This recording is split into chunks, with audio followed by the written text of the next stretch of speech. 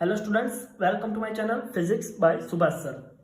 Motion in a straight line के इस lecture में हम ग्राफिकल मेथड से यूनिफॉर्मली एक्सेलरेटेड मोशन के लिए काइनेमेटिक्स के इक्वेशंस डिराइव करेंगे।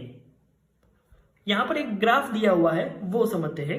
ये ग्राफ किसी ऑब्जेक्ट के लिए यूनिफॉर्मली एक्सेलरेटेड मोशन का है। वेलोसिटी वर्सेस टाइम के इस ग्राफ में t इक्वल टू 0 टाइम पे ऑब्जेक्ट की वेलोसिटी v0 है, जो यूनिफॉर्मली इंक्रीज होके t equal to t time पे v जितनी हो जाती है।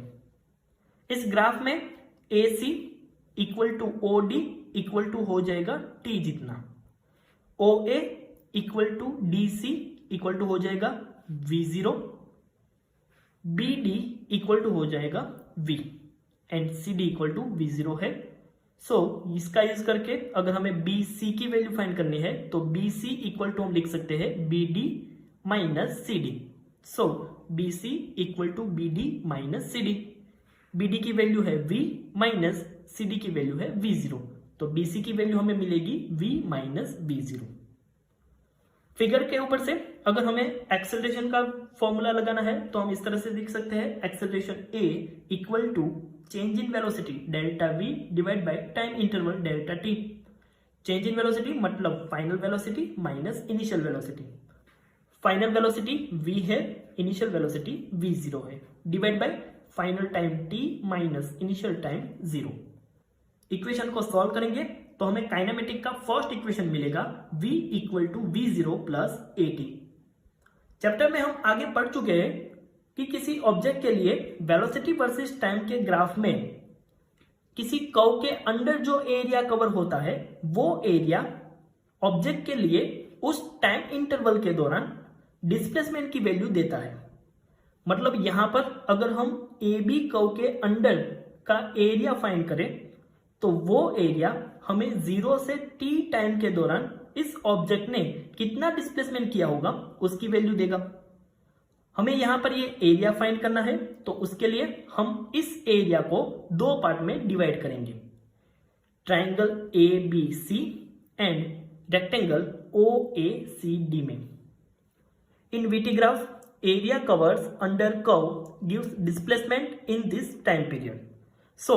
Area cover by curve AB, जिसको हमने डिस्प्लेसमेंट x से डिनोट किया, x equal to area of triangle ABC plus area of rectangle OACD। यहां पर ये जो ट्राइंगल है वो राइट एंगल ट्राइंगल है। राइट एंगल ट्राइंगल का एरिया का इक्वेशन होता है 1/2 into base into height. Base यहां पर AC है, हाइट है BC, प्लस रेक्टेंगल OACD का area length into breadth, that means OA into OD। अब इस इक्वेशन में AC, BC, OA and OD की वैल्यू हम यहां से रखें तो AC की वैल्यू है T, BC की वैल्यू है V माइनस V0, OA की वैल्यू है V0 एंड OD की वैल्यू है T। यहां पर रखेंगे तो ये इक्वेशन हो जाएगा 1/2 T V minus V0 plus V0 T। Equation number 1 में V माइनस V0 को अगर सब्जेक्ट बनाए तो V minus V0 equal to हो जाएगा AT। तो यहां पर V minus V0 equal to अगर AT लिखा जाए तो काइनेमेटिक का हमें दूसरा इक्वेशन मिलेगा x equal to V0t plus 1/2 AT square.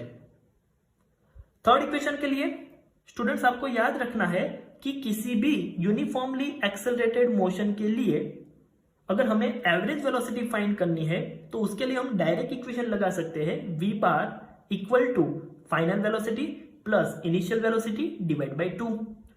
इसके अलावा एवरेज वेलोसिटी का a इक्वेशन तो हम पढ़ चुके हैं, v bar equal to x by t. इस इक्वेशन के ऊपर से x equal to v bar t। इस इक्वेशन में v बार की वैल्यू रखे तो ये कुछ इस तरह से हो जाएगा, x equal to v plus V0 by 2 into t। Equation number 1 से अगर हम t को सब्जेक्ट बनाएं और उस t की वैल्यू इस इक्वेशन में रखें तो a इक्वेशन कुछ इस तरह से हो जाएगा, x equal to v plus V0 by 2 into t की value v minus V0 by a।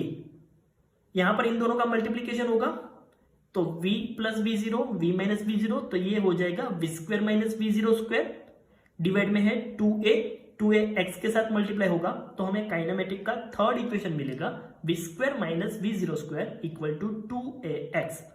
तो इस तरह से बाय ग्राफिकल मेथड हम काइनेमेटिक्स के इक्वेशन को डिराइव कर सकते हैं।